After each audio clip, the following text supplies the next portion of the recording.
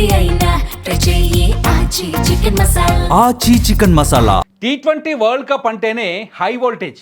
అందులోనూ భారత్ పాకిస్తాన్ మ్యాచ్ అంటే అది కేవలం ఆట మాత్రమే కాదు, ఒక ఎమోషన్.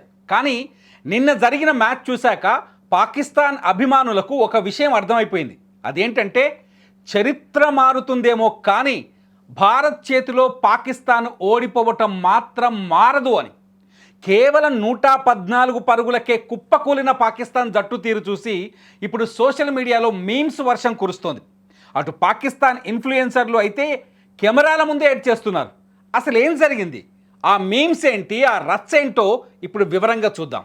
ముందుగా మ్యాచ్ విషయానికి వస్తే టాస్ గెలిచి ఏదో పొడి చేద్దాం అనుకున్న పాకిస్తాన్కు మన బౌలర్లు చుక్కలు చూపించారు. భారత బౌలింగ్ ధాటికి పాక్ బ్యాటర్లు క్రీజులో నిలబడడానికి భయపడ్డారు. ఒక్కొక్కరు క్యూ కడుతూ పెవిలియన్కు వెళ్ళారు.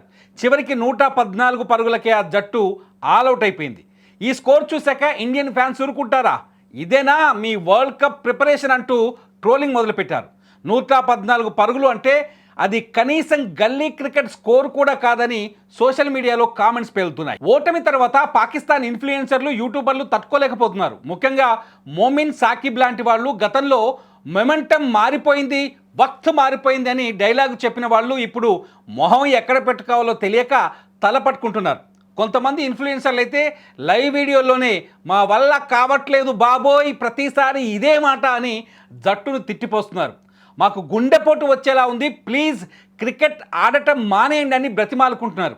వారి రియాక్షన్లు చూస్తుంటే జాలి కలగాలో లేకపోతే నవ్వాలో ఏడవాలో అర్థం కాని పరిస్థితి.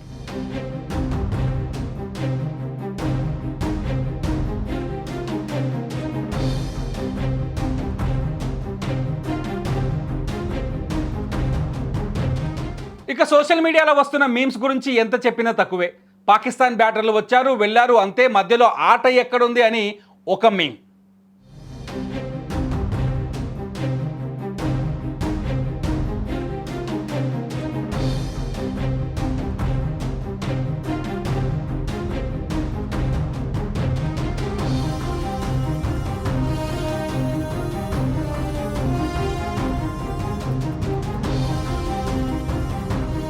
భారత్ ఆడుతుంటే పాకిస్తాన్ ఫ్యాన్స్ టీవీలు పగలగొట్టుకోవడం పాత స్టైల్.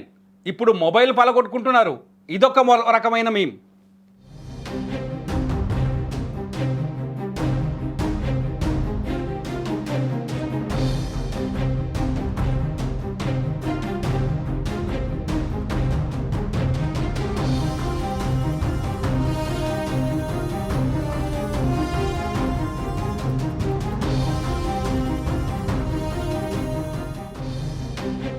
ముఖ్యంగా పాకిస్తాన్ బోర్డు సెలక్షన్ మీద కూడా విపరీతమైన జోకులు వస్తున్నాయి. భారత అభిమానులు అయితే మౌకా సాంగ్ను మళ్ళీ రీమిక్స్ చేసి షేర్ చేస్తున్నారు.